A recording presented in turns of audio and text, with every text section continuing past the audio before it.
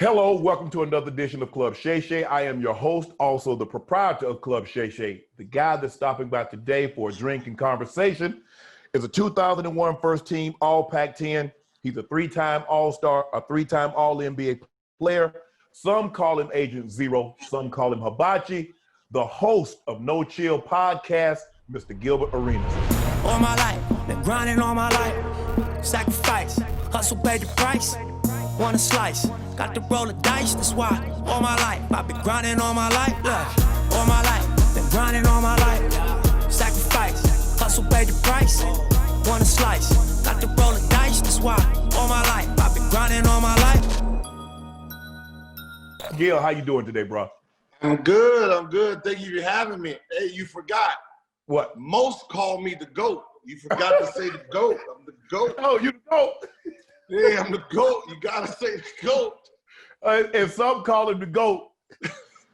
Gil, how you been? What's going on, bro? Man, I've been good. Quarantining like everybody else, Right. Just trying to figure out what's going on in life. Right. We're going to start present, and then we're going to work our way back. Saturday night, there's a fight that took place. Nate Robinson, former NBA player, against YouTube sensation, I guess that's what they would call him, Jake Paul, who also says he wants to take up the fight game. He's been in it for a little while. He's taking it serious. It didn't work out well for Nate. What do you think happened? Besides the obvious. Yeah. So, there's a difference between fighting and boxing. Correct. Nate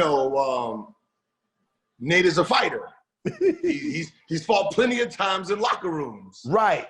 He's used to grabbing, holding, body slamming, trying to hit somebody with the club hit. Right. Well, when you're a boxer, it's timing, it's precision. Correct. I don't think he understood that. I don't think that was told to him. So when he got frustrated, he went into fight mode. Right. And Which every walked time you he into punches. decided he was going to try to grab and launch, he got popped for it. Right. So why wouldn't someone explain the rules of boxing versus the rules of fighting? But one rule is universal. Keep your hands up, whether it's a street fight or you in a square or you in an octagon. You got to keep your hands up, Gil. Yeah, it's if you're not used to it, it's secondary to you. Like, when you took McGregor and had him go against, Mayweather, you can see that he didn't protect himself as usual, because in MMA, that's not what they do. They use their hands to grab and counter. So, using your hands to, block, jabs, McGregor wasn't used to it. Right. So unless you're sparring and that's what you're being taught, it comes second nature to someone who's just used to fighting. So why didn't he go get the proper training? Why didn't he go out and reach out to a Freddie Roach? Why didn't he reach out to a Teddy Atlas or Buddy McGirt or Floyd Mayweather Sr.? Why not reach out to somebody that could train him properly? Because you're fighting a YouTuber? Oh, so he underestimated him. Yeah, I'm pretty sure he did. I'm pretty sure, it's a YouTuber. He's not a professional actual fighter, so I can go in there and probably try to bully him. And, if you look at the way the fight started, that's what Nate was trying to do, just bully through him. And if you look at both, the YouTuber, Jake wasn't a boxer either. No. The three hits he landed was 3 haymakers with his eyes closed. When you slow everything down, it was like he's just bending down, throwing a over-the-top haymaker, and it's connecting. But here's the thing, but this as an ex-professional athlete. You respect everyone, you underestimate no one, and you'll be fine. It's when you underestimate your opponent and you look at him, some of the best hoopers don't have the best bodies. And you're like, man, he can't do nothing. And he lights you up. Yep. If you don't give your opponent the proper respect that he deserves, well, then you deserve whatever happens to you. And and that's why I sent the text. Like we got our giggles off. Yeah. And then, while I'm looking at it all, I'm like, well, Nate, wait, hold on. You're not that far off. you know, He not that far from what, Gil? he wasn't that far off. If you look at right before he got knocked down the first time, Jake throws an overhand right. A fighter, he blocks it with his right hand instead of his left hand. So if he blocks it with his left hand, he gets to uppercut him. The fact that he blocks it with his right hand, he gets no counter on it. If he was a boxer, he would have known that. He throws that overhand right, no protection, uppercut him. Right. So that could have been an easy knockout for Nate. Nate could have knocked him out with that punch because he threw too much effort into it. But little things like that, I was, explaining to Nate, like, this is what you need to be trained for. So I used to box a little in ninth grade. Instead of basketball, I just took boxing gloves to school, and I used to fight for $5. Okay. So, there was little things I was like, well, Nate, you could have ended him right there. Look, when you're chasing someone, you cannot chase them like this. No. You're chasing them upright. Right. Yeah. But here's the thing, though, Gil. Why would you all of a sudden want to pick up the fight game in your 30s? Your reflexes start to slow. Guys, if you're in the fight game, you have to be able to see punches, to anticipate punches, and not to walk into punches. I mean, at 36, we are a little slower. But, Nate is one of those freak type of athletes like yourself where the age doesn't really, like, my 36 is probably your 31. So Nate still feels he has it. That's what I said.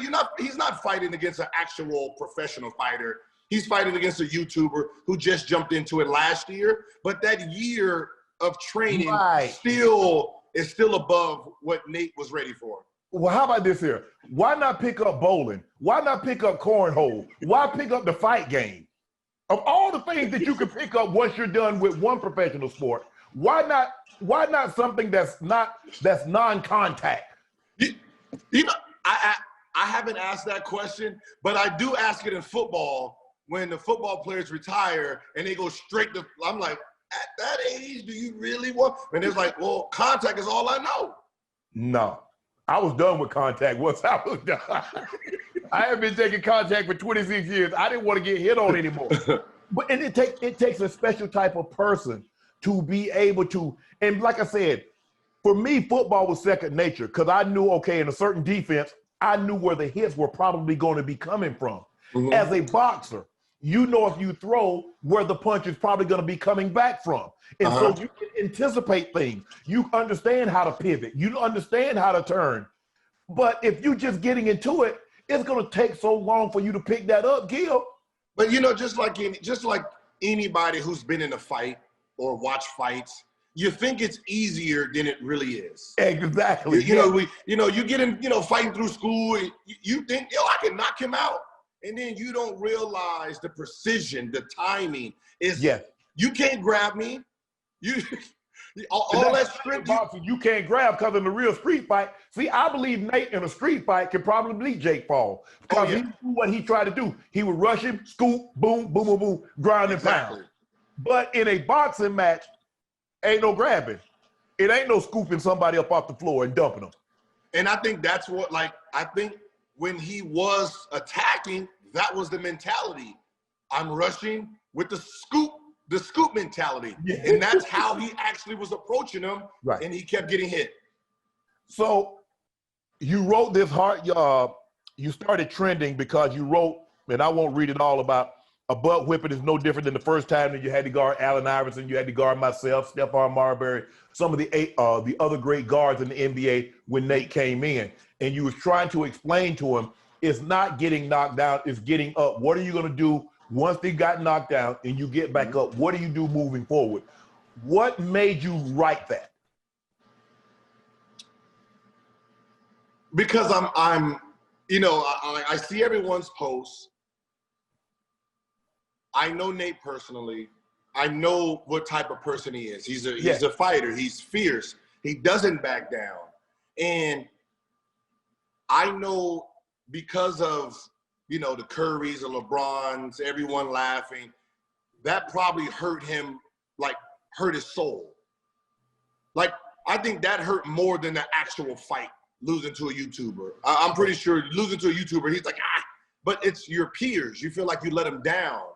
And, you know, as a big bro to him, I'm like, well, no, the letdown is if you don't get back in that ring. No, it's okay. No. Don't do that. Don't do that, Gil. Don't talk that man on another one. Let it go. Hey. So you win some, you lose some. Okay, you lost. Let it go. It's okay. What's the difference between a champion and a contender? A champion gets back up one more time. But here's the thing: if somebody beat me in my sport, it's okay. That's not what my thing is. Why did he feel he needed to do this? See, this is where I look at it, and you know how we are. If me and Gil, we walking down the street and we see a bee nest, a beehive, or a colony of bees, they not bothering us. Now Gil gonna go over there and start messing with them, and they light him up. I'm gonna laugh. They weren't bothering you, Gil. You messed with them, so you deserve to get stung 10, 15 times, however many times it took. That guy didn't call Nate out. Nate called him out because he a YouTuber. Man, I beat the brakes off him. And he underestimated it, and the dude hit him with a one-hitter quitter. Uh-huh.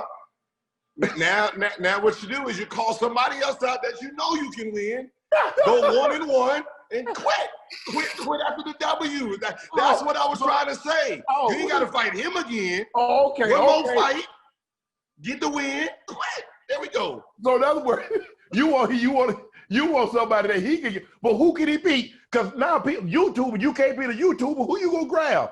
Hey, well, let's a YouTuber who's been boxing for about a year and a half now. Box somebody who just fights. So who he gonna call out? Tony Hawk? hey, do what you gotta do, player. Get you a W is all I'm saying. Get you a W before you quit the game. So in other words, you feel that, because I was one of the ones, the memes, but here's the thing though, Gil, this the new crying Jordan for the next year. This the new crying Jordan meme. He's strong fake that. He's not getting over that. Listen, I had about 4 posts that I had to actually take down before I pushed sin. Before I pushed sin, I had to let you know what I did that about 4 or 5 times. So you want a rematch, not necessarily with Jake Paul, but you want him to fight to have a 1-and-run record instead of an 0-and-1 record. Yeah, you get knocked down, but get back up. This is what we do. Like this is what we do. We athletes, we get back up. Like if we quit after we got knocked down the first time, there would be no one. But Gil, athletes have from being a professional athlete. Our problem is because we're great in one thing, we automatically assume we'll be great in something else. Mm-hmm. We automatically assume that I can do that. Oh, I can do that. That's what get us in trouble. Yeah. Hey, listen, we just watched Charles Barkley win, right? No, we watched Phil Mickelson win. I don't know listen, first of all, I don't know who thought that 2 guys that are non-professional can beat a professional and even a slappy. It's like if you get 2 non-pros in basketball and you put a current NBA player with another slap, the pro's gonna win. Yeah, that's just the way it is. Phil Mickelson is one of the top golfers all time, and you actually thought Steph and Peyton Manning was gonna beat him and Charles as bad as Charles is. But look, he became a champion. Man, go ahead. But see, Charles chose something that's not contact. Mm-hmm. He picked up golf. You can still be competitive, even though you're competing against, you say you're competing against the other guy, you actually competing against the course, but the course don't hit back. Okay, you go 8 strokes or 10 strokes over par. The course ain't hitting you upside your head. It ain't hitting you and getting you no body shots. Yeah, I mean, he took his lumps. He's gonna be embarrassed for a while. For a while, forever. You're not living this down. Oh no, that's why he got to go knock somebody out. You got to go knock somebody out, nigga. You got to go knock somebody out. That's the way it works. But see, here's the thing.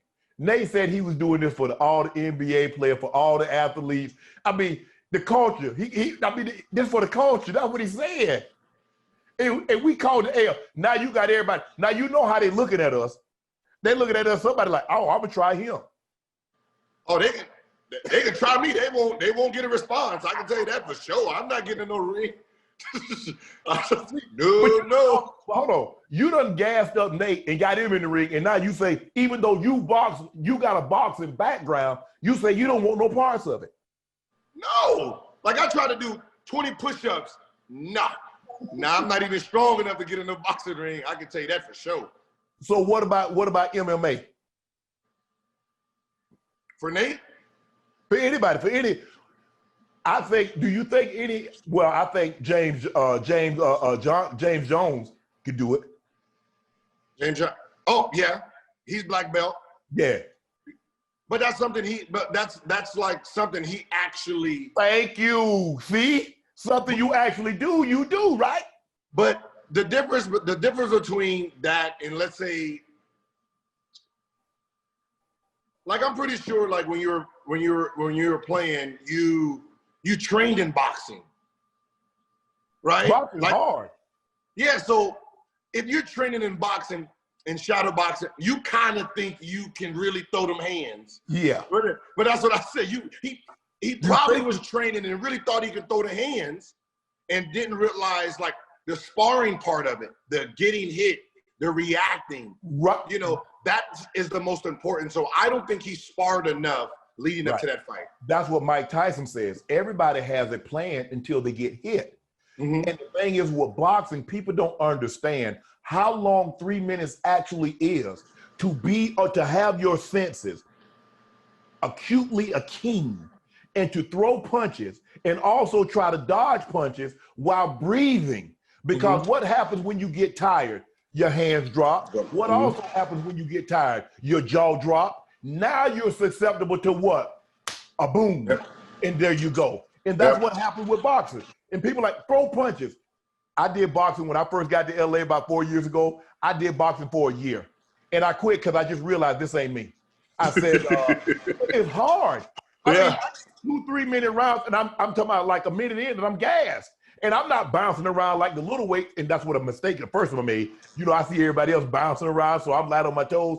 And my trainer was telling me, say, bro, he said, you too big for all that. You 250 pounds. That's a lot of energy that you're burning. So just stand flat-footed, you know, and just, keep your hands up, throw the punches. I'm hitting the mid. I'm feeling good. I'm shooting. He's like, give me a 1-2, boom, boom. Give me 1, 2, 3, 4, boom, boom, boom, boom. Okay, I'm doing all that. Man, 90 seconds in, I'm spent.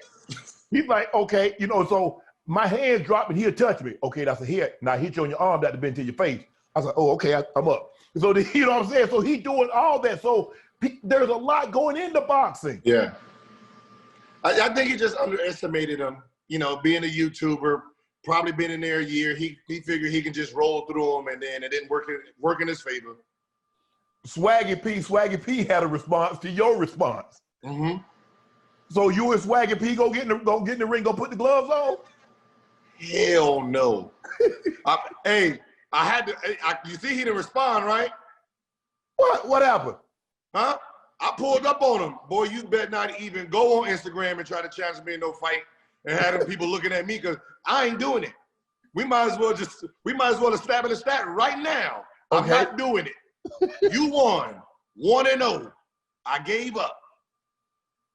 I saw where Kobe, you follow MMA, you're big in the fight game. I saw where Kobe Covington, he's always trying to call out, he's a MAGA guy. He's always trying to call out, especially black athletes that were protesting police brutality by taking a knee. He called out LeBron and says, I would have did King James half the amount of time that it took the YouTube guy to do that to Nate Robinson. What's your response to him? They're chasing the fame. You got to remember, some people, they're banking on the response. Right. That's all they care about. He knows LeBron is not gonna fight him. LeBron is not gonna fight anybody. But he needs the response. Right. To bump him up into that next category of fame. And some people, that's all they're on Instagram for. Right. Is because you got to remember, even with Nate, you know, he's 300, 400,000 followers. Right. He challenges him. He's millions now. Right. You know, so it kind of worked. I mean, you know, for those extra 900,000 to 1 million followers, you just took some lumps for it. That's all. You know what? I looked at last night. I was searching who has the most IG followers. Cristiano Ronaldo has like 243 million. I think The Rock is next at 208. I think Ariana Grande is at 205. I ain't taking no ass whipping for 200 million followers. Yeah, bro, I'm good. I keep my little 1.8, building like 500 a day. I'm good, Gil. Yeah, me too. I'm with you. Me too. Oh, there's a trade that happened. John Wall, Russell Westbrook. Who won the trade and why? Both their contracts is up until about what, 2023? 3 years. 3 years, about 132 million. On both players, right? Both players. Both players shoot about the same from the three. Both players shoot the same from the field. Both players have an injury history. One's coming off a torn ACL and Achilles, and the other guy has knee problem that's probably bone on bone. You know, it's hard to say who won, because it's who meshes better. Do Beal and Westbrook mesh better than James Harden and John Wall? Because that's all it comes down to. I mean, you got to say something about Westbrook, because the fact that he averaged 27 and 10 and not really having the ball as much as he's used to kind of tells you he gets it somehow. But he wasn't happy. He wants to get back to playing like he played in OKC, dominating, because that's why it's so hard to judge this, because all three guys are high usage guys. All three guys need the ball in their hands in order to be effective. And so Russ, because John Wall's last year, 2018, he was second in time of possession with the ball in his hand behind Harden. But Russ and Harden normally goes back 1-2, 1-2 as far as usage. So how do we know who's going to mesh better when they're basically the same guy? I think Wizards win a little bit on this one, because even though Westbrook needs the ball, he's not a bouncer. He doesn't need many dribbles to actually do what he's trying to do. Right. He gets right to the point. You know, he's gonna take you off the dribble and score, take you off the dribble and pass. And the fact that Bradley Beal can spot up and move without the ball, Paul George played well with Westbrook that year, and Beal is kind of like a Paul George type, where he doesn't really need the ball to be effective like that. So I think that'll mesh better than two guys who need to pound. But because you look at it, I think Westbrook should probably average double-digit assists, because he has Bertans, who can shoot, Bradley Beal, who can shoot. So he should average double-digit assists. You know what's so funny? Both of them probably going to average double-digit assists, because the problem with Houston is when when Harden is doing what Harden does, everyone else loses out. Yeah. But because John Wall has that point guard vision, Eric Gordon is going to eat. You know, if PJ Tucker's there, he's going to eat a little bit more. So John Wall is going to be the pure point guard like Chris Paul was. But the difference is that John Wall is a two masquerading. Russell Westbrook is a two masquerading. The true point guard is like a Chris Paul or Rajon Rondo. Most of the point guards today are twos masquerading as points. Kyrie Irving, he's really a two masquerading as a point. Yeah. And so what makes you so convinced that John Wall is going to mesh better with Harden than, say, Russ or CP3? Because you have to. What you mean you have to? You have to. You got to remember, just like anything, you're going into a new city, you're going into a new there's already a king there. You have to sacrifice. You have to sacrifice, you know, just to survive sometimes.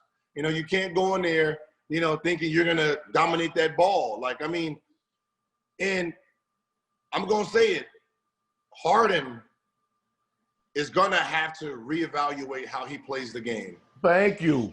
I'm glad somebody said it. Because you've done had everyone now. You done had everyone. And everyone has came and gone. So is it them or is it you? Because think about it. You wanted Chris Paul, and then didn't want Chris Paul after a year. You wanted Russ, and then you didn't want Russ after a year. You had Dwight Howard. You had Clint Capella. I mean, at some point in time, even Kobe said it, rest his soul before his death. He said, that's a great style if you like, he going to put up phenomenal numbers, but you can't win a championship like that. So do you want to win a championship, or do you want to be known as one of these elite scorers and be known one of these, the best player never to win a championship? Is it James Harden? Is it Karl Malone? Is it Charles Barkley? Is it Patrick Ewing? Because that's the road he's headed down. Because there's no true offense. With the new owners coming in, that's coming from Wall Street. Right. And all they're doing is just crunching numbers on, statistics on how the game should be played. Right. You give a guy who's a one-on-one player a whole game of one-on-one. Right. When one-on-one is the last 4 minutes, when the game counts. Crunch time game, the last 5 minutes of the ball game. Yeah, that's where James Harden, Kyrie, and Dame Lillard, that's where you excel. That's where you get to, okay, the offense, everyone's keyed in on the offense. You use your natural ability to get us buckets. Right. Not 48 minutes of it. And that's what the game has turned into, 48 minutes of a one-on-one style. So when I look at how his game is played, I said, technically, he's the easiest person to guard, but hard to guard because he's perfected this style. That step back. But he doesn't know how to backdoor, doesn't know how to flare, doesn't know how to come up with. In other words, he doesn't do anything without the ball. He doesn't baseline run. He don't post up. Like you have this great offensive guy who only has one offensive tool: dribble, dribble, dribble, shoot, dribble, dribble, dribble, step back, dribble, dribble, dribble, drive. You don't have you have no complete offensive game where everyone can actually eat. Are you surprised that the Clippers came up short and all the rumblings you were hearing about what transpired in the locker room and what ultimately may have led to them not succeeding this past season? Oh no, I knew they were terrible. Why? Because even from the beginning, I said they never established who team this was. So what ends up happening is you have a Clipper team the year before that this was Lou's team. Lou should have made the All-Star game that year. And then you bring in two stars. You got a team we don't need you to. We just made the playoffs. Right. Right. And took 2 games off a healthy Golden State. Yeah. And then what ends up happening is you two come, you guys are load managing. We're holding it down. You guys are getting the credit for it. We're holding it down. You guys are sitting out of practice. We're holding it down. You guys are all-stars. Hold on.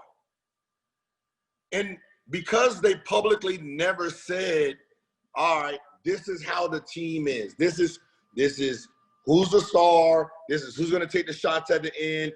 Because that never was established, when it got the playoffs, that was going to happen. See, everyone thought they were great because they beat the Lakers. But nobody paid attention to, well, all 4 games, the Lakers was up 15 points in the first quarter, right. And then they had to panic and put in the 2 bench players, which that's all they had. You got 2 starters, 2 bench players. So you're saying they got the deepest bench in the league. No. They got 2 players that's averaging 40. If you put those 2 players as starters, they have no bench. So the fact that they actually didn't have a real full roster, they were going to get beat if you just shorten the possessions. Because now you got 4 Lions trying to eat the same meal. I look at the Clippers. Do you think the leaders, because Kawhi never had to be a leader in San Antonio. Tim Duncan, Tony Parker, Manu. When he went to Toronto, Kyle Lowry was the leader. Paul George was not the leader in OKC. That was Russ. So you really never had leaders. And Kawhi's style of leadership, and this is what I tell people, Gil, Kawhi's style of leadership is good as long as you're winning. Because Kawhi just wants to go out there and hoop. Kawhi's not going to call a team meeting. He's not going to have the guys over and talk and try to get through things. But the moment you get to that deep water, now what do? You look over there, Kawhi, okay, Kawhi, what? Just go hoop. Nah, bro, what you gonna tell us? Am I off? No. You're correct. Like, and that was the biggest issue that I see, because the leaders was Trev and Lou Will. What was the leaders? And you got the Chicago dog, Pat Bev. He's the one that gets them fired. But you got to remember, it's them three in the rest of the locker room versus these two. So when shit got crunchy, it's, are they really the stars, or is it us? So it was a division. I think the thing is one thing to know that you have privileges and benefits. It's another thing to exploit those. When you can live wherever you want to live, but that also means you got to get up earlier and get here to make sure you're on time. Because when you show up late, Gil, the one thing that I hated was for someone to be late, because basically what you're telling me, Shannon, my time is more important than yours. Even though I know you had to get up and get here on time, my time is way more important, so I'm cool. And so they looking like, hold on, Doc, why you keep allowing this to happen? Ain't nobody tell him to move to San Diego, so we got to hold up the plane. Doc, why you keep saying that we need to practice, we need to get together, but you let him sit out practice? You let him miss the games. Why do you keep saying what we need to do when all you need to do is tell his butt to practice? That's where the leader steps in. See, like on a team like that, and you're coming in and you have a load management that's going to happen, that should have been talked about at the beginning. Right. That, like, in my Wizard days, I was the leader of the team. Larry Hughes, I was Kawhi. I play. You tell me to head hunt this person, I go give them business. You tell me, hey, they ain't getting the ball. Okay, I'll give them the ball for a couple possessions, then I'm going back attacking. That was Larry's job, to make sure everyone was happy, because my job was to kill. That's all I knew. Right. And then when he left, then it was Antoine and Karan. Right. You keep the locker room. That ain't my job. I come in, I have fun, I do my job, and I go home. And that's why there was never no beef with us. We knew who was who. Right. Yeah, I might be the face, but you guys, you're the captain. You guys run this. I'm the face up here because I'm the sexiest out of the three. I'm the one that's going to be on the billboards, and I'm going to get the big money. But as a unit, we're moving how you guys want us to move. Do you think that Paul George coming in and thinking he's a superstar, and okay, maybe you can understand Kawhi. Kawhi's a two-time Finals MVP. He's a two-time Defensive Player of the Year. He's a many-time first-team All-NBA player. So, him getting certain privileges, okay, you understand that. But the guys are looking at Paul George like, hold on, PG, wait a minute, bro. When did you become LeBron James? When did you become one of these historically great players that you get to load manage, that you get to call shots about practice? At some point, as an organization, you got to take responsibility too. Mm-hmm. Because you do have two stars coming in, Paul George coming off, 2 shoulder surgeries. Right. So with 2 shoulder surgeries, I'm pretty sure he didn't get to really train the way he's used to training in the summer because of it. You got Kawhi Leonard, who load management that whole next year. That should have been established before this season started. But you got to remember, there was going to be animosity anyway, because you got 2 guys who are carrying a load, but these 2 are getting all the credit. Right. So, but you have to be aware of your surroundings too. As Kawhi and Paul George, you got to understand that, hey, we're going to have to give these 2 some credit publicly. Right. you know, we can't keep taking all right. We can't keep everyone's cheering us on, and we know what they're doing. You know, you got to be able to understand, like, yeah, you know, Lou and Trez has been holding it down while we've been taking some breaks, and you know that's what makes us special. Like, and that right there stops a lot of envious, you know, tension in the locker room. Yeah, because I think the thing is, what happens is if you get guys that are established, that have been there and have had a certain level of success, not the success that Kawhi's had as a team or as an individual, I think guys become resentful. Is that they see what you're getting credit for, but you ain't practicing. Yep. You miss every third or fourth game, and everybody's talking about we're winning because of you. But we play every game. We play hard every game. And you sub yourself in and out when you want to. You practice when you want to, if ever. And what? How? That takes a special person to understand that. Right. And, you know, I remember when I went by the same logic when Kobe said he wants to know, like, forget the opponents. I want to know my players to the T. Right. You know, I want to know how they tick. I want to know how they move, how they like their shots, how they think. Like, you have to know your players better than your opponents. Right. So you would know how Trez feels. You would know how Lou feels. Right. So you know when to give them credit. Right. You know, and those are the – I remember, like, when you have that bad game, but you win, and you say, yeah, great team win, deep down you're mad. Like, damn. You know, now that they can do it without me. You know, and that's where that great team win. You know, but instead of saying great team win, you point out the people who had great games. Because you got to remember, if you're the face, you're the leader, they care more about what you say than what the media is going to write. Right. You know, so you know, as players, you got to understand these little things. These little things of just communicating can stop a lot of problems and stop a lot of breakups in organizations. Everybody can't play with a historically great player, because one thing you know is going to happen, that when you win, they're going to get the credit, and when you lose, they're going to give the blame, because they're going to say the bench, the role players didn't show up. That's just the way it's always been like that. Magic wasn't, with the exception of maybe a game here or there, Magic wasn't going to get any blame. Kobe and Shaq weren't going to get any blame, but Rick Fox and Fish and all those other guys, and you know, if you play with LeBron, this is how it goes. So basically it goes LeBron and AD, and then everybody else. You got a role to fill. You've got to fill that role. But I think LeBron does a great job of, okay, guys, we going out to eat. Okay, guys, we're going to get together in the room. We're going to have PlayStation tournaments. Or, guys, he does a great job of not just being a great basketball player, but being a great, as far as team building in the locker room, because people don't realize how far chemistry goes.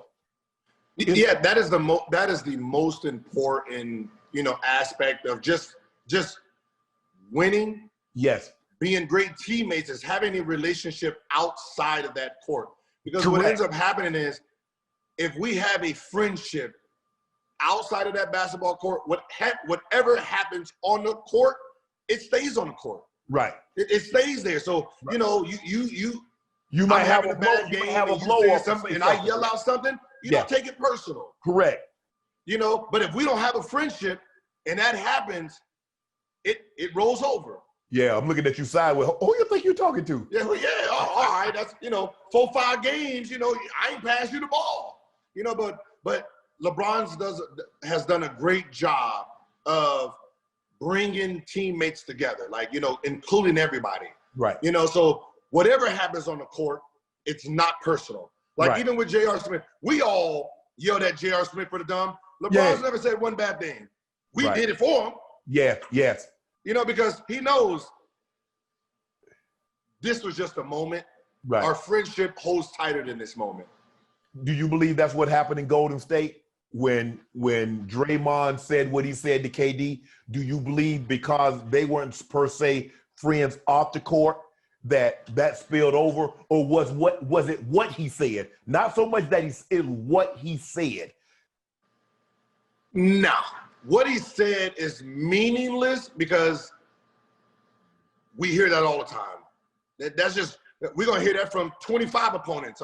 He's probably said it 100 times. But the problem comes down to this.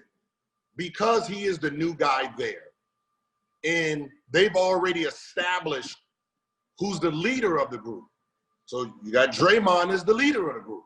Correct. And then everyone else is players. So if you look at the history of Golden State's time together, they never actually established who was the go-to guy.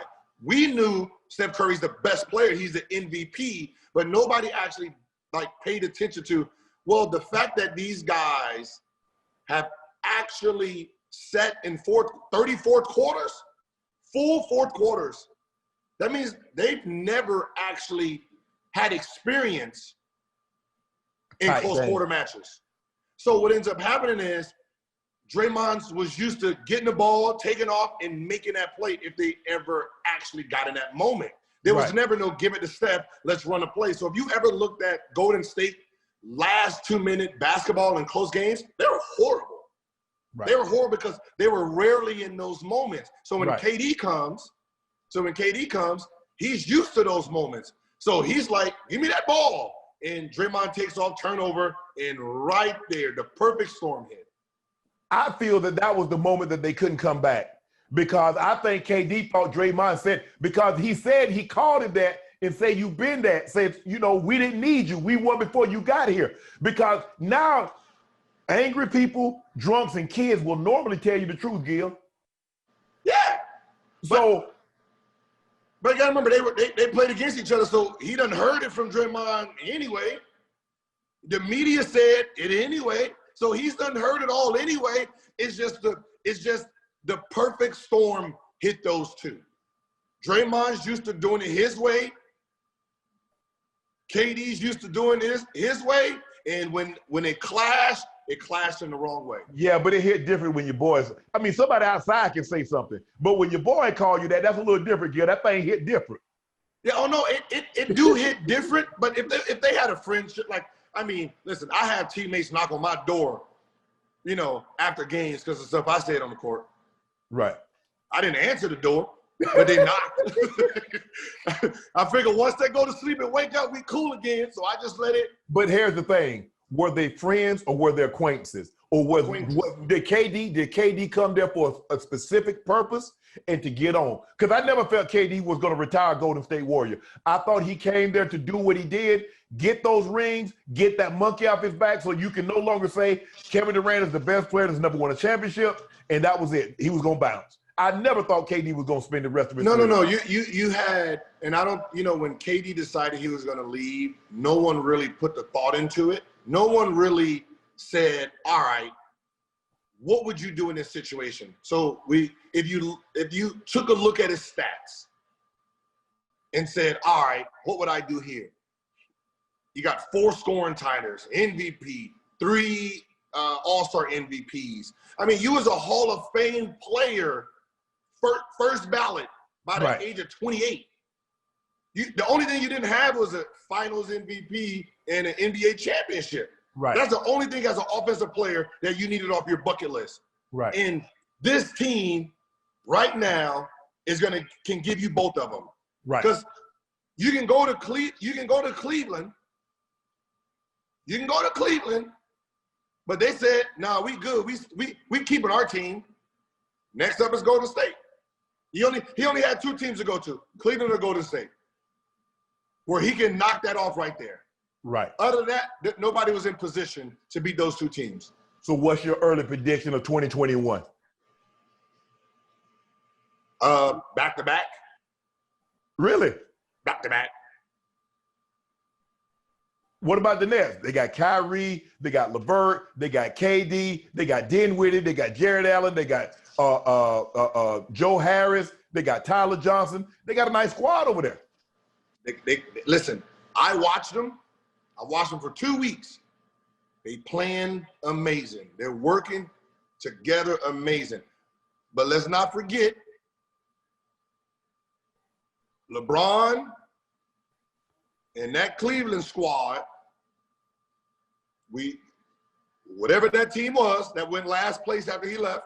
Right. You remember, they went dead last after he left. Went to the lottery. Went up against KD, Curry, Clay, Draymond. Right. Four juggernauts. There's only 2 now, and he got help. So unless they're gonna get Harden and Westbrook over there, I don't see it. Not in 7 games. Woo, I think that's the matchup everybody would love to see. No, it'd be a good matchup, but you got to remember, LeBron himself takes out at least 2 stars.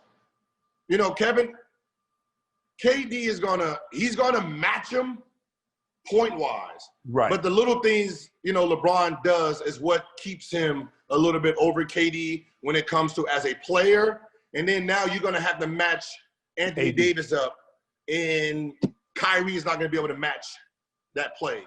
So Lakers is gonna edge. But it's gonna be a battle. Giannis, what does Giannis need to do to win the championship? Learn how to play basketball. So you can't Euro step everything from the free throw line? I mean, you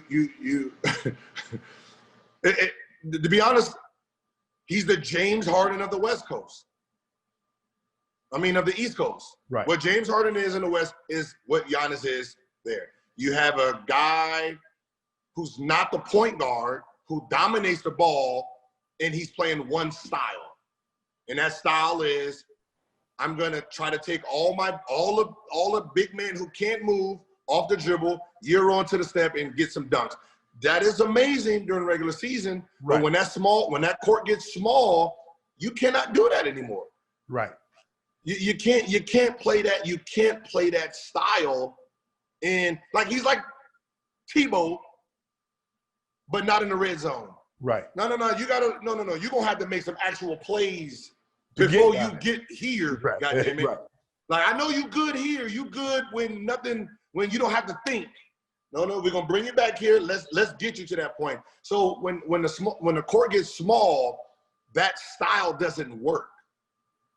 So what do you think obviously, so what would you tell him to work on? Because I think until he can shoot a 15-foot jumper consistently, until he can shoot better from the 3, and then he's terrible at the foul line. So basically, it's either dunks or layups. Yeah, he's going to need to get back to the basket where they can actually double him. You got to remember, to utilize your shooters, someone has to be double. Right. So if your style is drive, Euro, spin, dunk, and you decide to pass it, well, those guys are still guarded. So now your shooters are not getting easy about it. It's like Blake Griffin.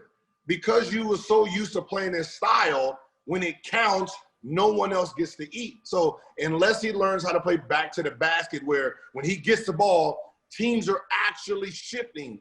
Now Middleton hit 3 threes. Now they got to play you one-on-one. Now you can go score. Now you can do those little things. But Holiday kind of helps them a lot. He helps them a lot. Let's talk about your NBA career. What are you most proud of? That I got to live out my childhood dream. I grew up a fan, and I got to live and play this game from a fan standpoint. So I enjoyed every bit of it. I enjoyed signing autographs, taking the pictures, doing the happy birthday, shaking everybody's hands. That's what I enjoy. Taking my jersey off, throwing it, watching the kids go crazy. I enjoyed all of it. What would you do differently? Or do you think your career ended prematurely? What I would do differently is take the injury I had serious. When you get injured, you're put on pause. So going into a summer where you done stepped into another realm of play, and you're trying to get better. You're trying to get better. You know, you're trying to catch the Kobe and the Steve Nash. And it's like, I want to train this rehab stuff that can wait. I don't know what y'all trying to do. These little movements, that ain't gonna get me 40 a night. I don't know what y'all doing here. You know, so I didn't take that serious and end up having 3 knee surgeries in 14 months. You tore your ACL, right? No, MCL, PCL, meniscus, microfracture. Yeah. Oh yeah. So basically, you're like bone on bone at that point in time. No, I had a little bit. You had a little cushion. Meniscus left. Yeah. Right. You go to the Bay. You start out in the Bay, and then you go to DC, where after Michael leaves. What was the culture like in the locker room after Michael left? Because I know you heard stories. Okay, so you know what's so funny? This would make it make sense. Everything, my contract, all of it would make it make sense. Okay. So I'm in Costa Rica when everything went sour with Michael Jordan. Okay. So I think there was like this little gray area, this little thing going around where no free agents are supposed to go to Washington. Right. So when I get off, you know, and I'm getting offered, you know, I think I was second. I think, Lamar Odom was the #1 free agent. I was number 2. So I was, you know, talking with Miami.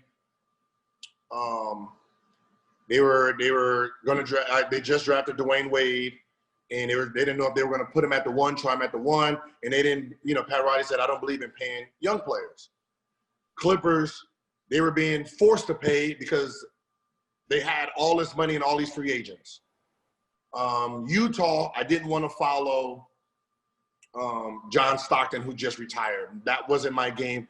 I felt my career would die, me trying to, you know, do me, and that's what they've been used to for 20-something years. Right. So it was basically Washington, D.C., and Clippers. And what ends up happening is I think I went to go visit, and they pulled and said, because that was my dad, what happened with you and Michael Jordan? And he told him, he said, you know, I didn't like the way he was talking to the team, you know, the way he was treating the team. I asked all the players, do they want him back? And the players said no. So I had to renege on the deal that I did with MJ. And, I felt bad, but, you know, it's the team. You know, I did what the team wanted me to do. Right. So it was like, okay. And then, you know, and he was like, listen, if you come here, whatever we have, whatever we get, it's yours. Just get me out of this MJ horror. You can be you're the face. You be the face. We don't have a face here. We have, you know, Clint Portis, but you know, you can be a real star in this. He said, we have Clint Portis, you know, he's a star, but you can be a real star with your personality, with your play. You know, the city is really trying to figure out who to grab onto. That story has never been told. What transpired between Mr. Polian, the former owner of the Wizards, and Michael Jordan is that he said he didn't like the way he talked to his teammates, to the players. It was you know, listen, because he was a player and a player personnel, because he was in charge of drafting players, and he was also a teammate and was also playing. Yeah, so you know, when MJ comes down to play, he's Michael Jordan. It's not it's not general manager Michael Jordan. It's the player Michael Jordan. Right. So that player Michael Jordan, if you've seen The Last Dance, that's the Michael Jordan. Right. You know, he's going to push and you know, he's going to be competitive. Well, a bunch of 18, 19, 20-year-olds, they don't understand that. They can't take that. You know, so, you know, that's what they were crying like, oh, man, if that's the way he talked to us then, what happens if he's our boss? We're never going to be able to, you know, and that was the thing. And, you know, Mr. Poland, you know, made his decision. You know, so when I decided to come, my whole thing was, I have one job to do, and he has my back. Right. My job is to make it less MJ talk. When you signed, did MJ call you and say, "Man, what the hell you doing? I thought we had an agreement that you weren't gonna go there." No. That was we didn't have no agreement. That was like the rumor that I heard. Right. Like, yo, like nobody's supposed to be going to Washington. Cause I'm like, man, Washington ain't got nobody.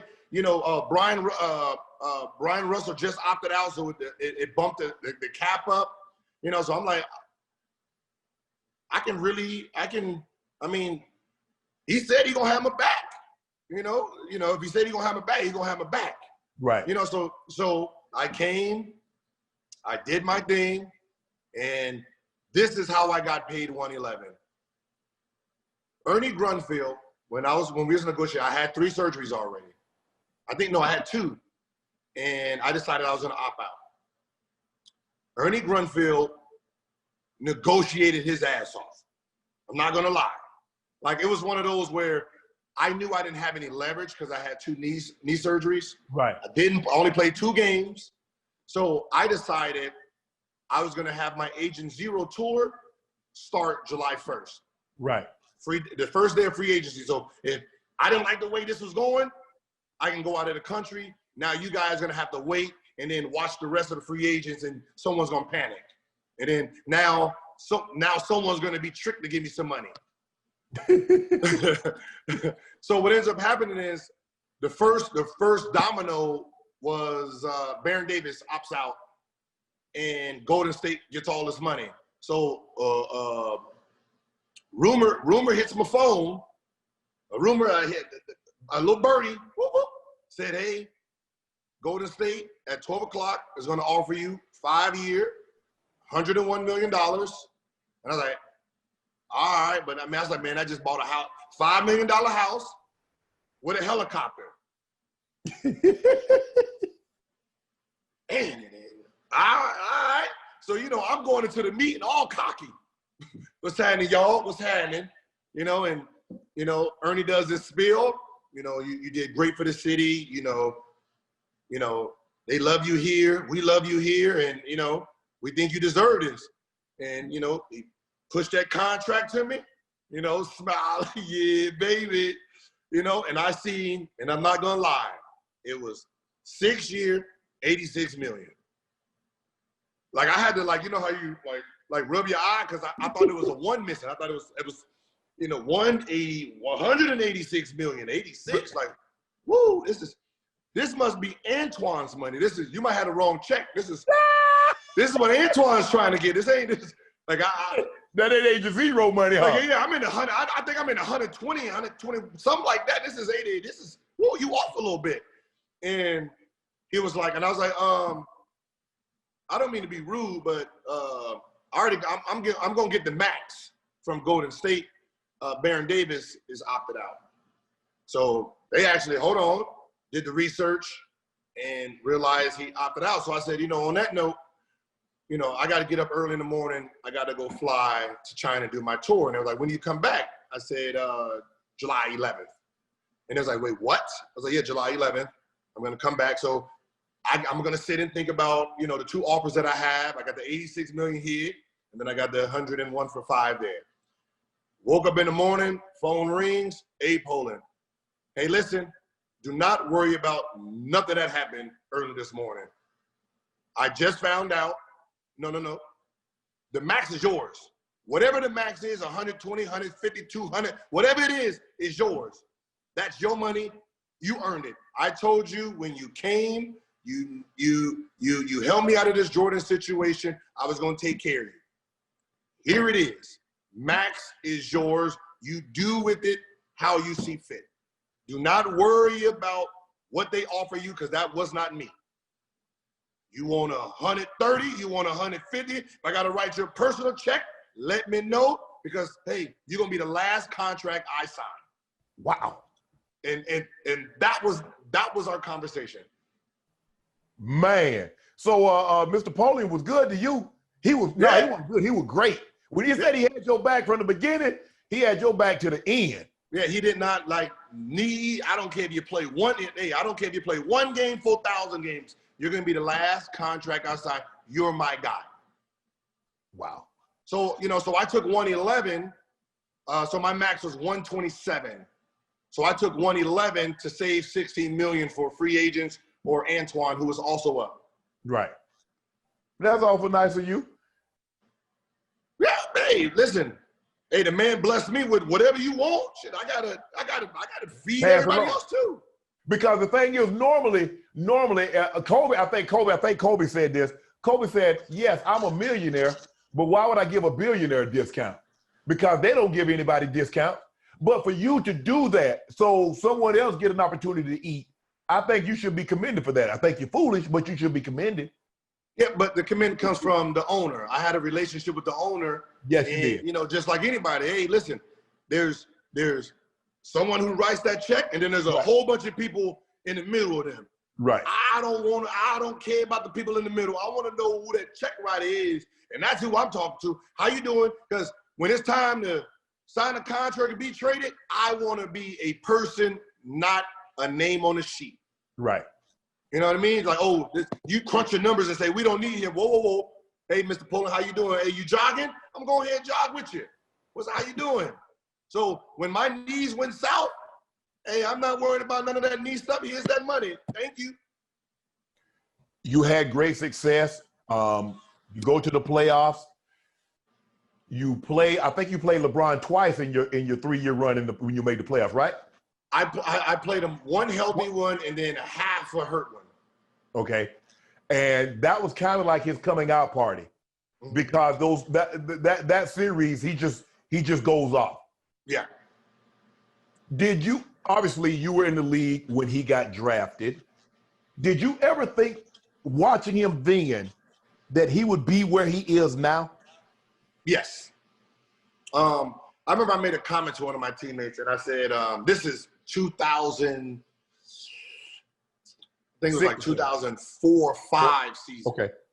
I said, he's going to go down as top 3 greatest of all time and never taps into his real ability. Because I said, because he doesn't have to. That's how dominant this man is going to be, that he's never going to have to tap into 100% of what is in that body. Because I watched something that I didn't see, and it came from an 18, 19-year-old kid.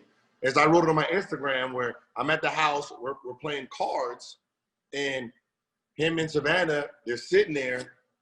You know, you got Richie, you know, all of them. Right. Same crew he has, same team. Randy. Mav and all, same team. And he's sitting there just watching sports. Like, I mean, when I say what detail, like watching, knowing everything, knowing this girl's soccer, who's the best player, who should win. Like, it was like I'm like playing cards, but watching. Mm-hmm. And it was a computer. It was a computer. And then the following year, when we was playing him in the playoffs, went over there. Because, you know, it's chess now. I want to see what's going on. You know, I want to peek under the hood. Y'all playing cards? Let's play some cards. Right. You know, they over there breaking down plays. You know, this, that. You know, got the film. I'm watching our plays. Man, motherfuckers know everything over here, huh? Man, I can see what's going on, and I'm watching this man just study, understanding. So what everybody's hearing now, I knew then that, he knows everything that's going on that court. He knows what everyone's supposed to be.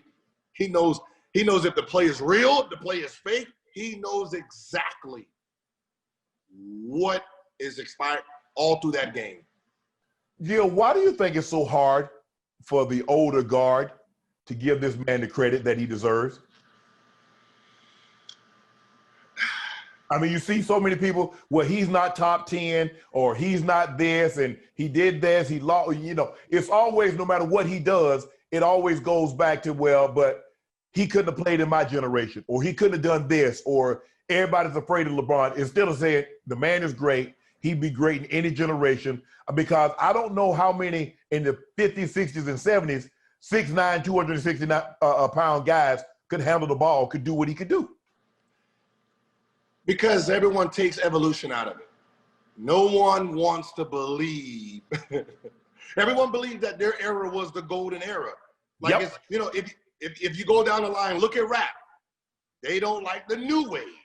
True. The wave before that, they didn't like that wave. That's just, you know, Grandmaster Flex. He didn't like the Jay-Z era. Like, it's the competitiveness of it.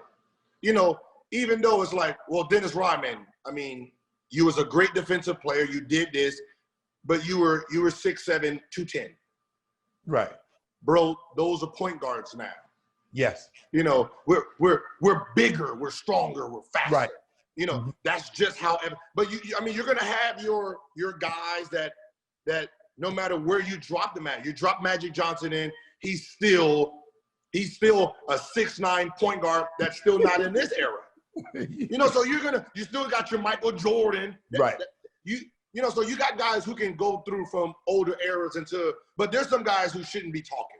Right. Like, you know, you're 6'4", and you was a center. Let that go. Let that dream go. You know, so I just think that they can accept the fact that, it's a different game. But today, we're 100 times more skilled because of rule change, because of evolution than you guys were. That's just how it is. You scored 54 on the Suns, and many believe it was because of the way Mike D'Antoni treated you on the national team. If I'm not mistaken, he took you off the team.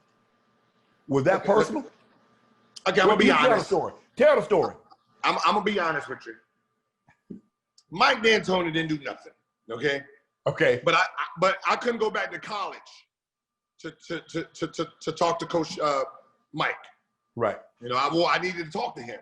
So what ends up happening is when I make the team and I got selected, I called Coach. I think it was 4th of July. So to wish them a happy 4th of July. You know, can't wait, you know, to tryouts and, you know, whatever you need from me, you know, hey, I'm willing to do. Right. You got to remember, at this time, on this team, there's only 3 players that's 2-time All-Star, 2-time All-NBA. Right. That's me, LeBron, and Dwayne Wade. Okay. So we're trying, we're going through our thing, boom, boom, boom. Now, this is the part that irritated the hell out of me.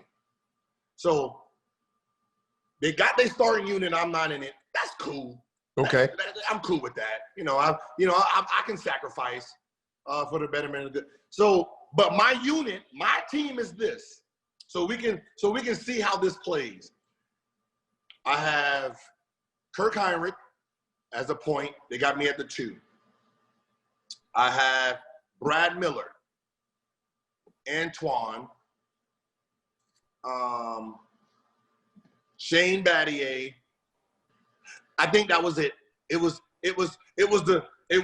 LeBron. So the other team is LeBron, Bosh, Dwight Howard, Joe Johnson, Chris Paul. So that's all one unit. We the second unit.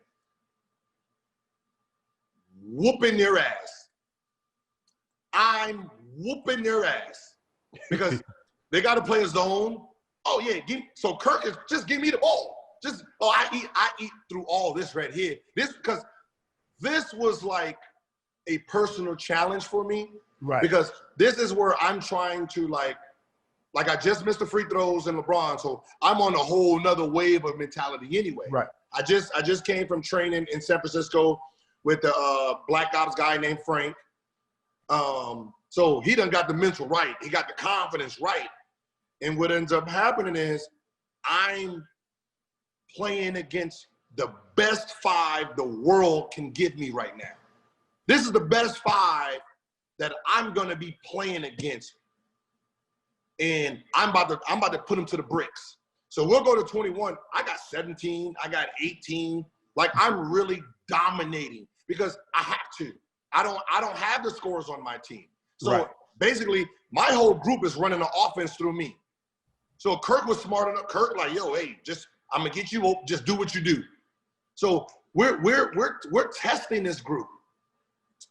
And I remember we're in South Korea, and It's hot in the gym. I'm in there dunking like I thinking I'm LeBron James the way I was jumping, feeling good. And I remember I'm playing in the game. We playing the game, and he puts me in, and I scored 3 straight buckets. Pop, pop, pop. Hear the sub. Burn. I know he ain't subbing me. I just got in about 2 minutes ago. And I hit the tap. Boop, boop, boop. Like, so I run off the court. Cool. All right. Man, it's like, man, you killing, boy. Like, yeah. Light Lithuania up. We blowing them out. Everybody gets subbed in at the end of the game but me. And I'm sitting here like yo, like, did I do something wrong? Did this man like what's going on? Like I'm really like this was like a bit like, yo, what's going on? Like why am I the only person not in? Like we he sent me like I played 30 minutes tonight. Was he trying to save you for something? That's what I'm thinking. So, so I went to Colangelo and was like, yeah, I think I hurt my groin, but I don't want to hold a spot up for Brad Miller or Bruce Bowen. He was one of my other, Bruce Bowen. Right. And he hit me with, you on the bubble of getting cut. Cut? Like, what do you mean cut? Like, I'm top 3 here. What do you mean cut? So I was like, all right, they give me my check. I get back on the plane, and I'm hearing the rumors that it was more of a shoe issue than it was me personally. Or it was my agent who had Sean Marion, and they were going back, they were negotiating, and that was Phoenix Suns, so that's where D'Antoni came in at. Right. They were negotiating, and they were taking it out on me. So I got mad, fired my agent, said, man, if you over here burning, I can burn my own bridges. I don't need you to help me burn bridges. Right. So I fired my agent, and then that's when I went on a tangent and said, yo, I'm going to go score 50 against you, and I'm going to go score 50 against you, because I can't go back to college now and get that man 700, and that's how the 54 came. Like, and I remember when I came on the court, he told me, he's like, you're going to have to score more than 50 to beat us. They was on a 16-game winning streak. I said, oh, trust me, I'm planning on it. They already know they ain't getting the ball today. The score can be 50-0. I'm going to have 50. It can be 50-100. I'm going to have all 50 of our points. I'm leaving this building with 50 tonight. So that's how the 54 came about. Yeah. Because I just felt that he was part of the he didn't do, he was nice as hell to me. Right. But just he was part of the team. Right. You mentioned about the playoff game in which you got fouled and you got 2 free throws, and LeBron comes by and taps you on the chest and whispers something to you. What did he tell you? He said, if you miss these free throws, you know who's going to win it. All right, now, what makes it worse is this. So because we gamble at LeBron's house, me, Damon Jones, that was our group. Right. So Damon Jones was horrible. Horrible. He was horrible. Horrible at cards. So he owed me money. So I always used to say, like, every time we played them, I always used to scream out, the landlord's here. The landlord needs his rent money. Right. So I'll go, like, every time we came to town, shoot around, I'm yelling it. The game, I'm yelling it. Like, that's all I yell. So I told the coach, hey, anytime you put Damon Jones in, I'm going 1-4 flat. He owes me money. Until he pays me my money, 1-4 flat. He's going to be a liability out on this court. And that's what I did every time he came in, 1-4 flat. So he stopped playing. So he doesn't even play in game 6. So when he whispers, you know who's going to hit it, everybody assumed it was him. I knew what he was talking about. And I think the thought went into my head, they really going to put Damon Jones in. And let him hit a shot. And I just missed. Like, it was like I was balling that game. Just hit the 3 to get us in overtime, playing great in overtime. Very great battle. And then I see Damon Jones in there stretching, and they really put the man in. And the fact that LeBron even passed him the ball is what hurt the most. like you're really that petty where you will actually give that man the ball. Who does that? That's why I said that's why I said I went to go like do mental stuff. Right. Like with the mental training, because I was like, this didn't just happen. You didn't tell me this man was gonna come in and hit, and then he comes in and then you pass him the ball like he's done hit 5 straight threes.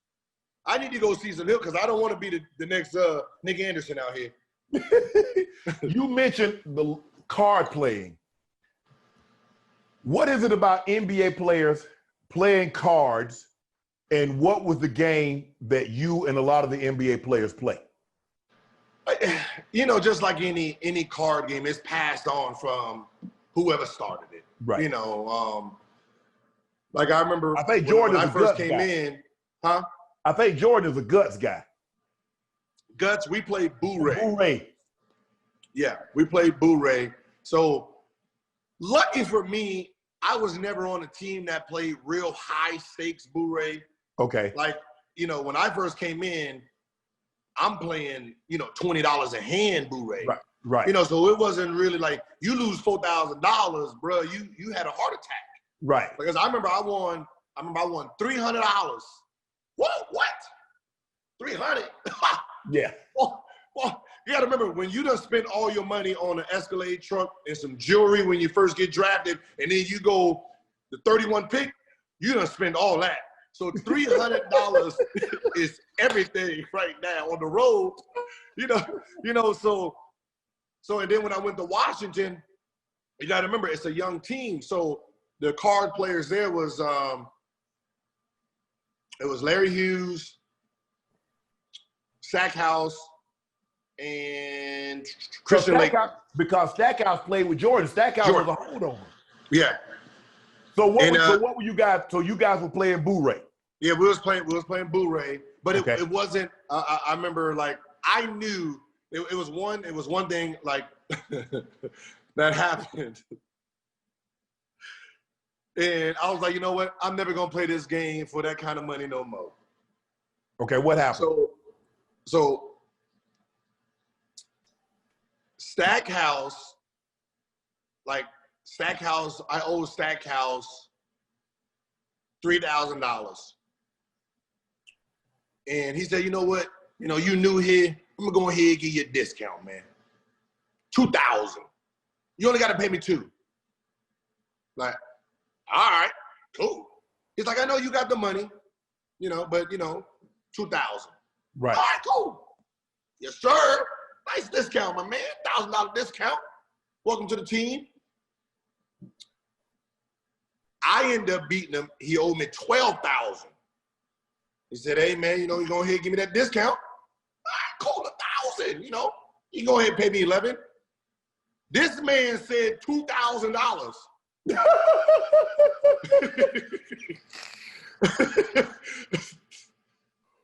So I'm looking around like, I was like, wait, how much? Oh, I was like, oh, you want me to take off $2,000? Okay, it's cool. Like, no. Give it to you. I'm gonna give you $2,000. Huh? I said, but wait, you, huh? I said, that don't even equal. He said, I gave you a discount, right? I was like, yeah, you took off $1,000. And he said, are you gonna take this $2,000 or not? So I look around, right? And I'm getting take that money, you better take that money. And I'm looking like, yeah, you know, discount, keep it discount. Yeah, we're gonna get it. But see, no. See, that's what happened. You know, money out of sight causes a fight. Because no. If I give you a discount, the discount is what I say it is. You don't set the discount. I can't go into the store and tell the people, well, I want 40% off this. They said it, okay, it's 20%, it's 30%, it might be 60, but the customer don't set the discount. The store. Hey, your muscles tell you that. My muscles told me just take this $2,000 and shut the hell up.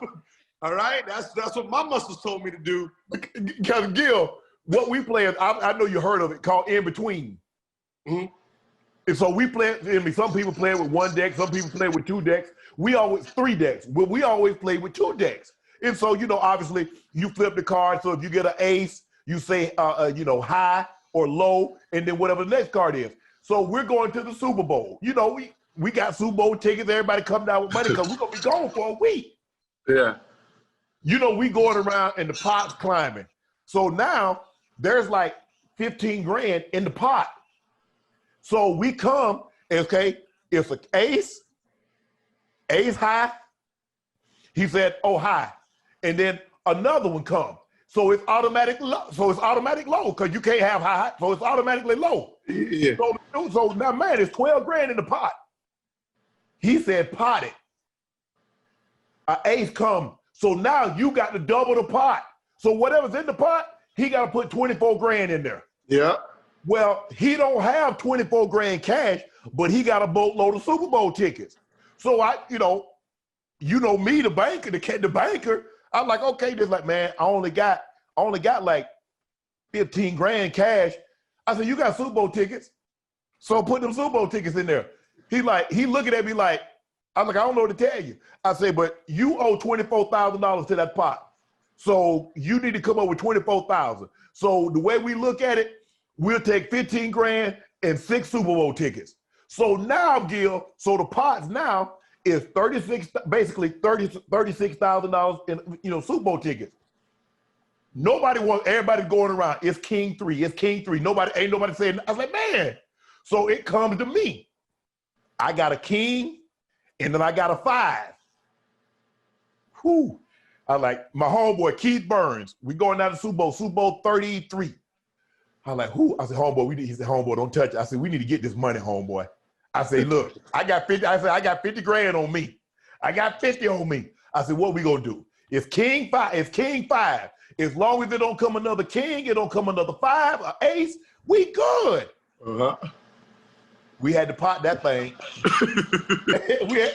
we had to pot it, but it came close. It was a 6. So I was in the middle. That's how close it came. So I know how them games can get out of hand, but I also know money can cause a fight because we roll dice too. Mm-hmm. And bruh, but let me tell you, I was generous like you. I did beat a guy out of a car. I took a car, he had an old school 70 Chevelle, he had it fixed up. Mm-hmm. I said, I tell you what I do. Because I know you can't go home and tell your wife you lost this car, you're gonna get divorced and it's gonna cost you more than the car. Give me $2,500. We'll call it even. Because for me, Gil, it wasn't about the money. I wanted your pride. Mm-hmm. And a lot of times the way I gamble is that if I want money off you, I wanted it in coins. So go get me $5,000 in dimes. Go get me $2,500 in quarters. So when you go to the cashier, they ask you, well, why do you need this? I lost a Shannon Sharpe. That's what I wanted. I lost a sack bet once. I had to get $15,000 in Susan B. Anthony's. That was heavy as heck too. Yeah. But you know what's so funny? That's usually why fights start. Yes. It's never really about the money. It's the talking, it's the embarrassment. It's just the whole atmosphere of how someone lost. And they keep rubbing it in because you lose it already. And then they talk mess. Shut up. Yeah, and that's how I got in trouble. Because I wouldn't shut up. I'm just going. So what actually transpired between you and Jarvis? Was this about a gambling debt or what transpired? So me and Javaris, we were like how me and Nick are. We were here, you know, go over plays. He was, you know, one of the young guys who was trying to figure out how to stay in the league. Right. So, you know, on the road, he's always in my room ordering food. We go through plays. We watch the game.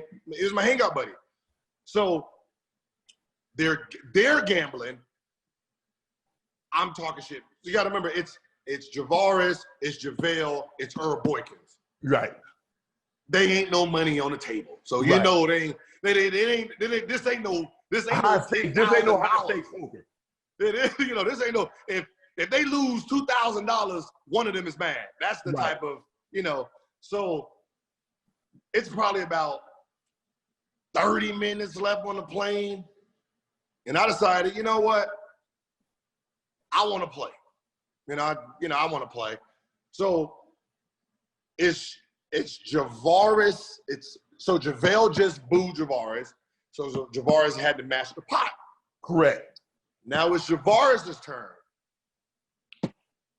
Javaris gets booed on his hand. Wow. Like he flips over 2 clubs. So it's clubs. Yep.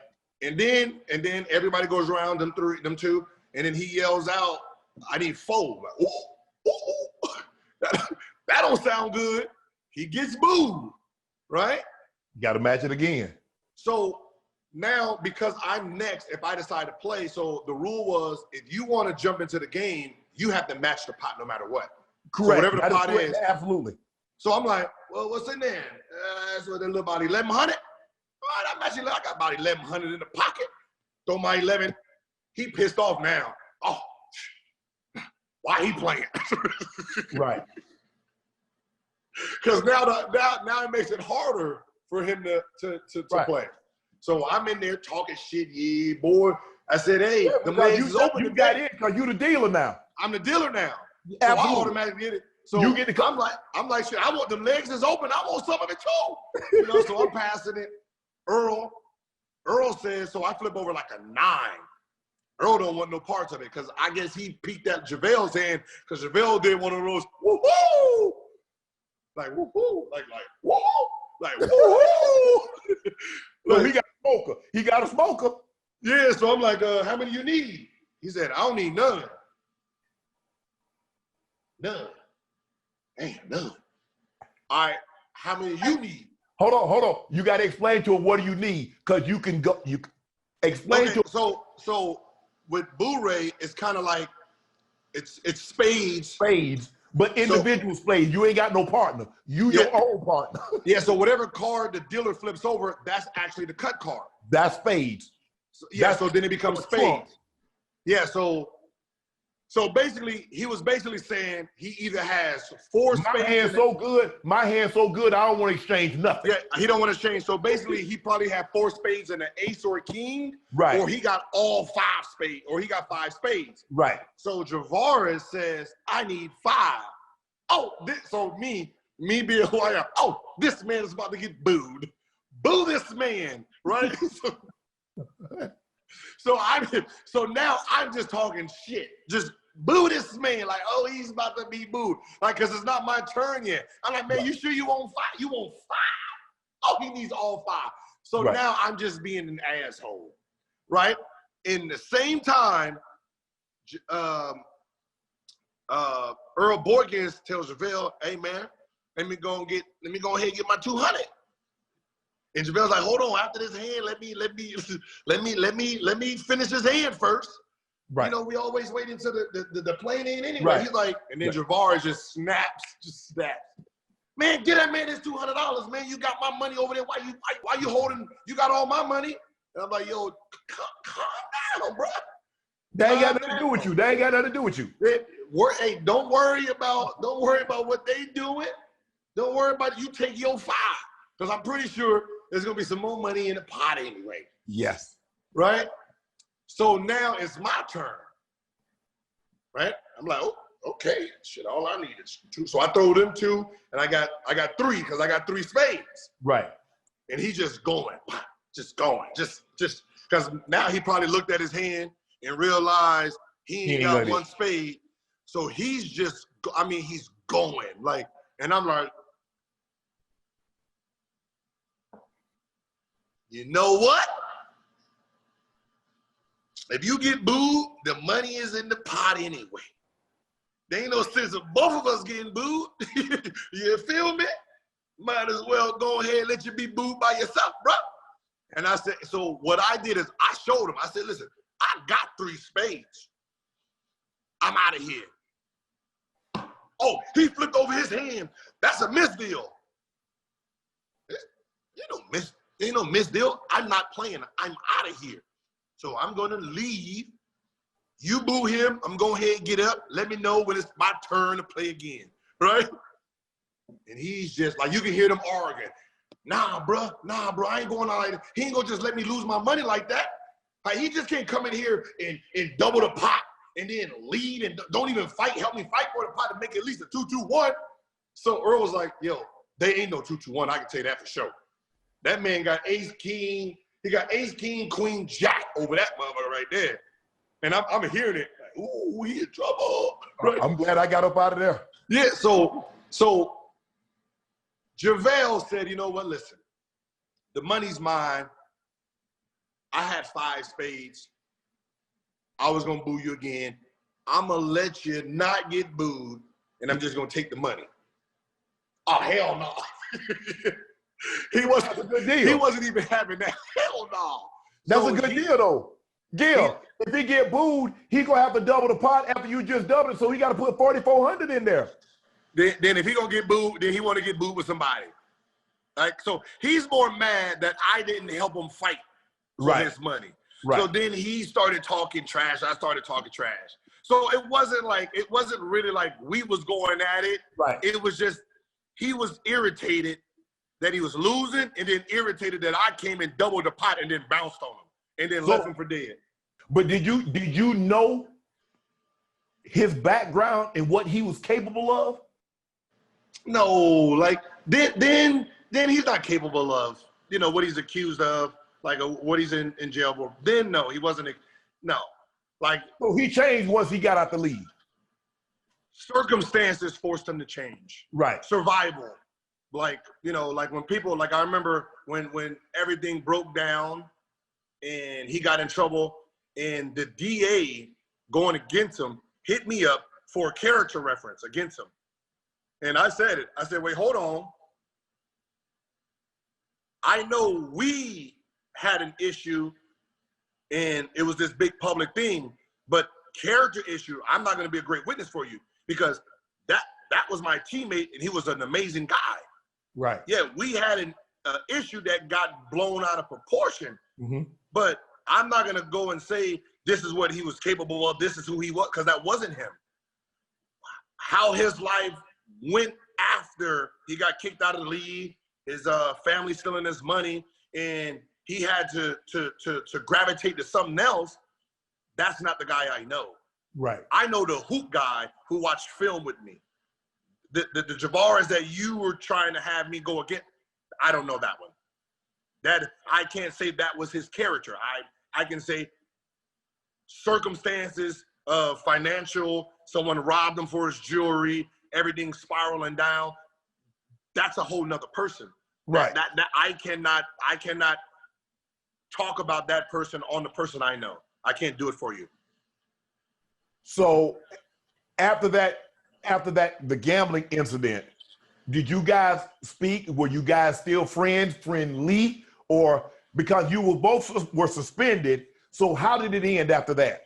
So even before that, I remember I get a text, and he said, "Yo, GA, this JC, you know, I need a favor, and I know, you know, I can't even go to nobody else, and I know you don't hold grudges like that.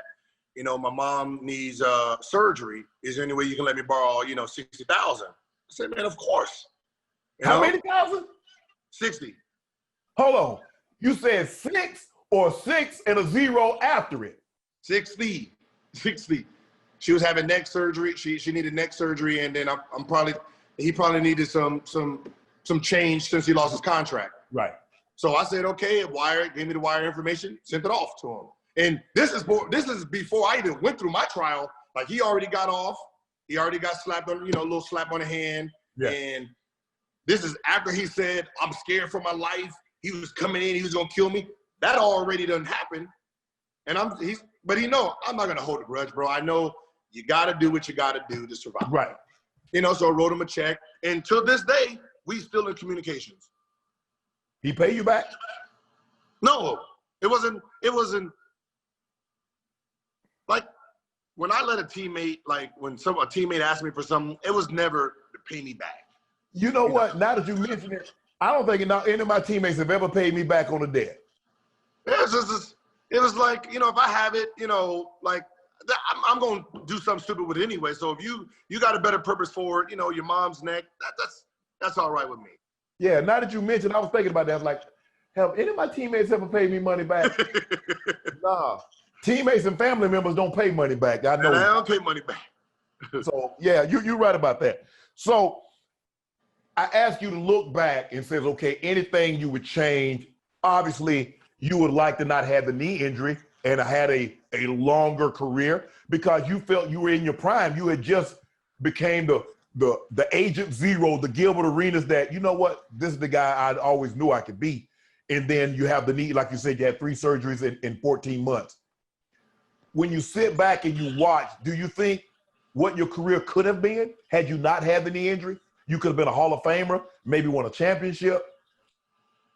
When you do that, when you play the what if game, you can never move on in life. So I try not to do the what if game, like how I was playing, how I was moving. I knew what I would have been. Right. So there's no point of asking the questions. Like I remember someone asked me, they was like, "Who's better, you or Dame?" And I say, "What? At what age?" At the age of 25. By the age of 25, him, Curry, they couldn't see me. After 25, I can't touch them boys. I didn't have a career after that. Like so, like I cannot touch. I cannot up until that age. I cannot touch them boys. So they was like, "Yo, can you guard them?" No. Like I didn't have to deal with players like that. So like, I stay true to who I am and don't try to be like, oh yeah, I would have killed everybody. Like, it was a different league then. David Stern, he suspended for the Javaris incident. You got suspended for the rest of the season, right? Yeah, we got suspended for. Here's the trick. Here's the trick. We didn't get suspended for guns because guns in the locker room, no one saw me touch a gun. Right. So they couldn't suspend me for a gun. It would have been 1 game. Right. And I would have argued that. Like, hold on, y'all didn't see me. I told y'all that those were mine. I didn't tell you I put them in there. I didn't tell you I brung them there. I just said those were mine. Right. So legally, no one can do nothing to me.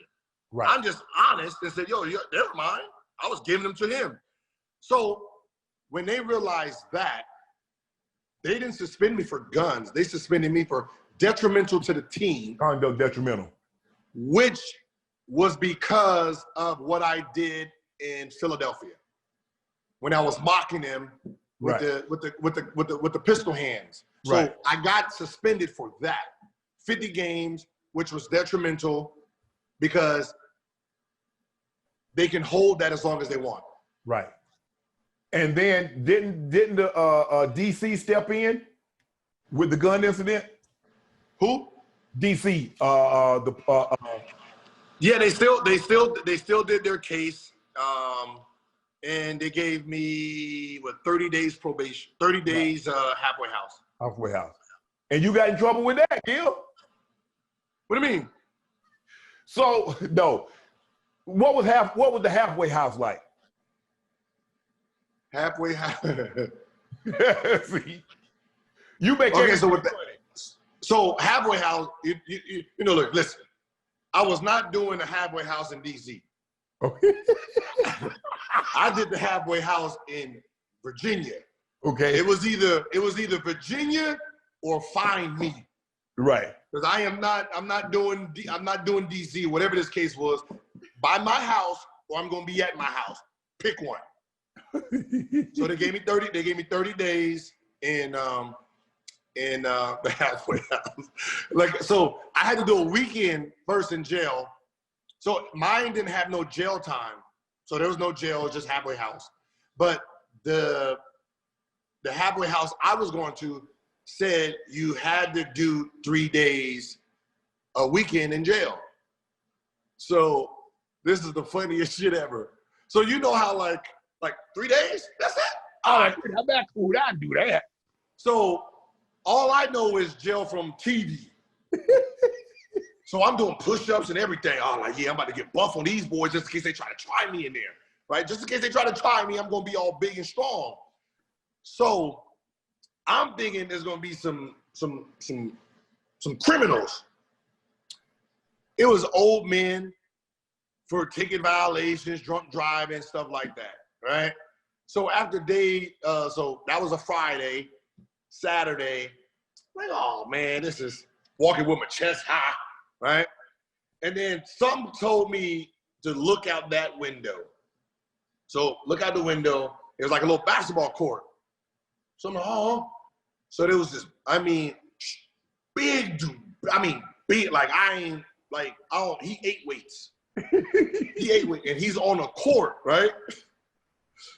And he was so strong that he couldn't put his hands down. So his hands set like this. Yeah. So he's throwing the ball like just boom, and it's hitting the backboard like boom, boom. And I'm sitting there like, yo, what is this? And like he's just picking the ball up and he's like trying to shoot it, but he's just throwing it at the backboard. And I'm laughing. And he looked at me while I was laughing. Bro, I dropped to the ground so fast under that glass, bro. Like, so as soon as he looked at me, I was like, oh, and dropped, boom. Now, man, I said it for 2 hours. Like, nah, not even, just in case he's there. I know he's there looking. I am not getting up no more. Did anybody recognize you while you were there? Oh, yeah. So you signed autographs in the halfway house, huh? No, when I was in the halfway house, it was like it was special rules. Yeah. I went in there prima donna. I'm not even gonna lie, and I said, hey, listen, I don't do roommates, and I got bad sleeping habits. Like, I wake up at 3 a.m. and do all this, and the way this room is structured, and I like to watch TV at a certain time, is gonna irritate the roommate. Then he gonna want to fight. And you do realize you're in a halfway house. You do realize it's a halfway house, not Gil's house. No. But my complaint was like it was legit. So they gave me my own room, and then they put a rule in that you can only keep like $24 on you. So this is what I got. So I got what do they call it when you get I got on lockdown for like 10 days. Oh, you got solitary, huh? Yeah, so what ended up happening is I was smart enough to understand that the change machine guy put the change in at 4 a.m. Right. So I'll go in there and then put $20, put all the quarters out. No one got no change. So I took all the change and I would charge everybody 75 cents for their $1. So I'm giving them 75 cents for $1, so they're getting charged, so I'm papered up. So in other words, you hustling in the house. Oh, yeah, if they want snacks from the vending machine, they got to come through me. They got to come through the quarterman. So I'm hustling in there. So what ends up happening is I get caught with like $220. and they put me on lockdown. And did they take the money? Oh yeah, they took the money. They took the money. They took the money, put me on lockdown, and had to spend 10 days in my room. So let's talk about your classic battle, because your greatest scoring game in your career happened against Kobe, one of the fiercest competitors, one of the greatest offensive players, one of the greatest defensive players. What was your mindset going into that game? Because a lot of times you hear people say, well, man, that's my idol. I grew up watching him. I just want to make sure he doesn't embarrass me. Well, before the 60 game, my highest average was against the Lakers. Right. It was already sitting at about 33, 34. Right. Because I knew what it took to be successful against the Lakers and Kobe. You got to remember that's my idol team growing up. Right. I watch Kobe. I know his mannerisms. I know he's playing chess out there, not checkers. So I remember Luke Walton said, yo, Kobe gonna shut you down tonight. Like, but he said this every game. Kobe said he gonna shut you down tonight. And I was like, well, you tell him if he even think about guarding me, 1-4 flat. Because you and Luke were teammates, right? Yeah, me and Luke was teammates. So Luke just used to hype the shit up too. so before that game, Luke said it. And I remember I'm sitting on the sideway, like I already worked out. Kobe's on the second workout. And he ain't missing. I'm like, damn, that man, he over there killing, bro. I feel sorry for whoever got a guard in tonight, right? That's me pre-game, watching him work out. Right. And game starts, and he does it. Hey, Smush, you go get the Sean. I'm going to shut down Gilbert. And, yeah. And I was like, hey, those first 2 plays Coach called, cancel those. If Kobe's guarding me, 1-4 flat, right? So the way we tip ball, he wasn't guarding me. Smush had to, Smush got on me. I'm scoring. Then eventually he tells Smush, off. I got him. So soon as I hit like 3 in a row on Cole, Phil Jackson yells, Cole, stop playing. Do the lineup I said. You got the shine, boom, boom, boom. Once Kobe switched off, game was over. Because Phil didn't realize these chess moves. He done interrupted Kobe's chess move. Right. So the fact that he was forced to switch off put my mind in a whole different element. I'm on fire tonight. It's on. So when he comes back, he ain't gonna be able to stop me. Right. So he don't let you catch a rhythm. Now it's over. Yeah, and that's what happened. Is like it's not about, like I tell people, it's not about hitting shots per se. It's not backing down from the challenge. So when people ask me, what was your best game? I say the second game that year against Kobe, because that second year, the second game is, he said he's stopping me. I'm on his radar. He's stopping me. That means the demon is coming in. He is coming to stop me. Right. I got to compete no matter what. Like the team is trying to stop me. He's personally trying to stop me. I end up scoring 37. That 37 was 100 points when the guy is there to actually shut you down. Do NBA players go into the game if they know, say, KD is playing LeBron? Do they go into the game says, I got to get 40 because he probably going to get 40? How do NBA players approach it? I can tell you how I approached it. How did you approach it? You going against Kobe, you going against T-Mac, you going against one of these other prolific scorers? I'm attacking. Like we're in the wild. I'm not a caged lion. I'm a wild lion. Right. So I'm out there hunting.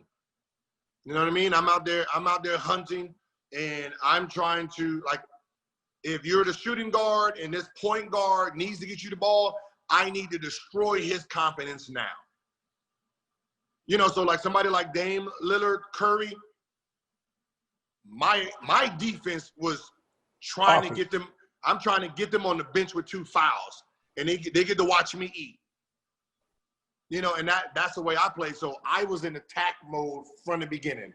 I wasn't probing. I wasn't trying to feel. Let's fill this game out. No, I know how the game is. I know how it feels.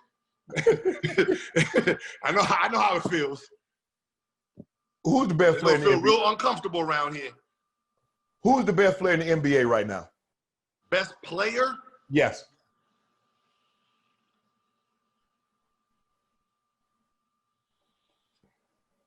It's either LeBron or KD.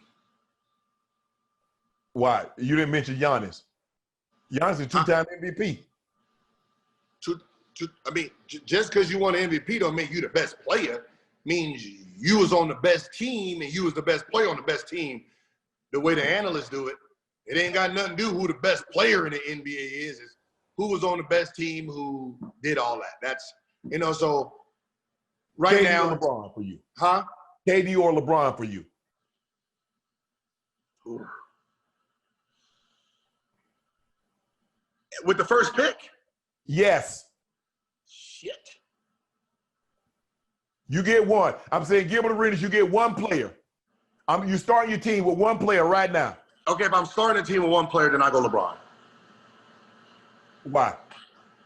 Because with LeBron, because he is a 1, 2, 3, 4, whatever, I can draft anybody around him. You know, I used to tell people that I was like, if you have Kobe, it's hard to have a LeBron. If you have a LeBron, it's easy to get Kobe. Because Kobe won't sacrifice for LeBron. LeBron will sacrifice to bring Kobe on board. You know, so I'll take LeBron because from there it's easier to build a team. When you take any other player, you have to build it around that player. I don't have to build a team around LeBron. I have LeBron and then bring in who I want and then let him fix that meal. Gail, I appreciate your time, bro. I owe you. I know you busy. You took time out to give me a couple of hours today. I really appreciate it, bro. No problem. Thank you for having me. Hey, tell Nate, don't you let Nate get back in that ring. Don't you do that, Gil. If you his friend, that's your boy, you don't let him take another one. All right, I got you. All right, bro, appreciate it. All my life, been grinding all my life. Sacrifice, hustle paid the price. Want a slice, got to roll the dice, that's why. All my life, I've been grinding all my life. Look, all my life, been grinding all my life. Sacrifice, hustle paid the price. Want a slice, got to roll the dice, that's why. All my life, I've been grinding all my life. You know what to do. Hit the subscribe button to become an official member of Club Shay Shay, where we always do something for two something.